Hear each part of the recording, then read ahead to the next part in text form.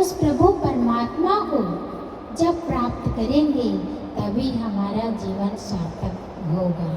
वो प्रभु परमात्मा कल भी था, आज भी है, कल भी रहेगा।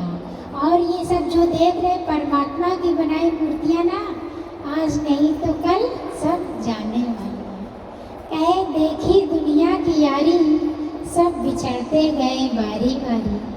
ना राजा रहा है ना रानी रही है, खत्म ये कहानी रही है। कल तेरी बारी, परसों उसकी बारी, नरसों मेरी बारी है। 100 साल बाद हम सब कोई नहीं रहेंगे, सृष्टि का फिर से रचना होगा।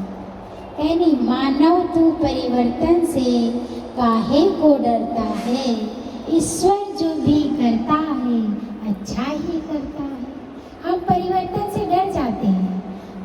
जब बच्चे रहते हैं, बच्चे से कैसे जवान बनते, जवान से कैसे बूढ़े बन जाते हैं और डरते हैं कि अरे मेरा जीवन समाप्त ना हो जाए। क्यों डरना भाई? कहे जब नया वस्त्र पहनते हैं तो कितने खुश होते हैं। परमात्मा जब ये शरीर रूपी कपड़ा जब जर्जर हो जाता है, परमात्मा बदल देता है तो क्यों रोते हैं? कोई बात नहीं, नया चोला मिलेगा। कहे change of dress, change of address. Dress ये चेंज हो जाता है, शकल बदल जाता है, पर उसमें मन बुद्धि चित्त अहंकार सब वही रहता है। खाली ड्रेस बदलता, आत्मा वही रहती है। खाली ड्रेस बदल जाता है और एड्रेस बदल जाता है। जहाँ जन्म लोगे वहाँ का एड्रेस हो जाएगा। तो परिवर्तन से क्यों डरना? कोई बात नहीं, भगवान आज लेना चाहे आज ले लीजिए, कोई बात नहीं। इसमें भी परमात्मा की रजा में राजी रहोगे तो संघर्ष ही तो करते रहोगे। प्रभु परमात्मा के पास चले जाओ, जंजाल से फुर्सत मिलेगा कि नहीं?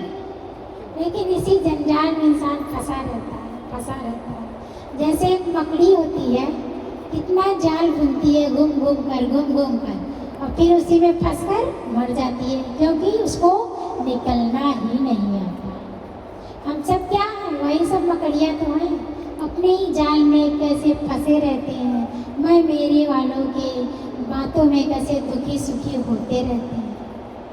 और जो रानी मकड़ी रहती है, वो जब जाल बुनती है, जब उसको निकलना होता है, उसको निकलने का तरीका पता है।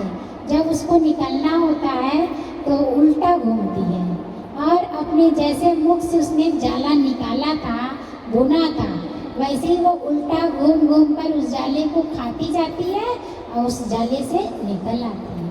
वो रानी मकड़ी कौन है? हमारे सच्चे सतगुरु हैं, क्योंकि वो भाव से निकालना जानते हैं। जिनको ये ब्रह्म ज्ञान मिल गया, वो निकलना इस जंजाल से जानता है।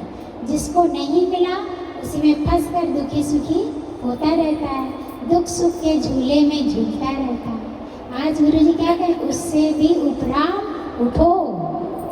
गुरु जी ने तो यहाँ तक कह दिया, दुख बना ही नहीं है, दुख बना ही नहीं है अगर आप दुखी ना होना चाहते हो। हम अपने ही सोच से, अपने ही विचार से दुखी और सुखी होते रहते हैं। कोई बातें आती झटक दो, अरे कोई बात नहीं, ऐसा भी होता है, ये भी गुजर जाएगा। ये भी हमारे इस जीवन लीला की एक क्रिया है, ये हो रही है, आज हो रही है, कल चली जाएगी। अगर ऐसा सोच ले इंसान तो क्या दुखी सुखी होगा? नहीं होगा। तो गुरु जी यही कहते हैं, दुखी सुखी मत हो, कोई बात नहीं, ऐसा भी होता है, ये भी गुजर जाएगा। तो आज गुरु जी यही समझा रहे हैं, कहे इस मिट्टी के शरीर का मत गुमान कर। कहे ऐसे तो लाखों आए, लाखों इस माटी में खाए। अरे रहा न नाम निशान में बंदे, झूठी तेरी शान, मत कर तू अभिमान रे बंदी, झूठी तेरी शान। लाखों आए ना, कितने आए, कितने पैसे वाले आए, क्या उनका आज नाम है? नहीं है। जो प्रभु परमात्मा की भक्ति करता है, सिर्फ उसका नाम है।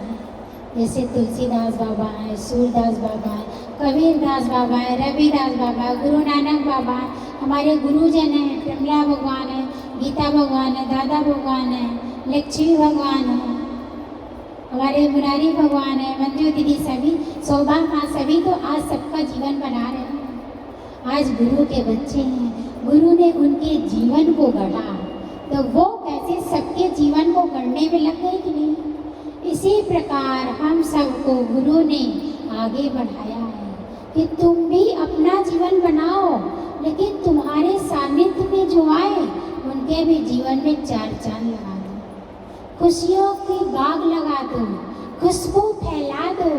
जब फैलाओगे तो आपका भी जीवन बनेगा, प्लस उनका भी जीवन बनेगा। गुरु ने क्या कहा, गोविंद सिंह जो गुरु जी थे, उन्होंने क्या कहा था, मैं अपने एक शिष्य को लाख से लड़ाऊंगा तब गोविंद सिंह कहलाऊंगा।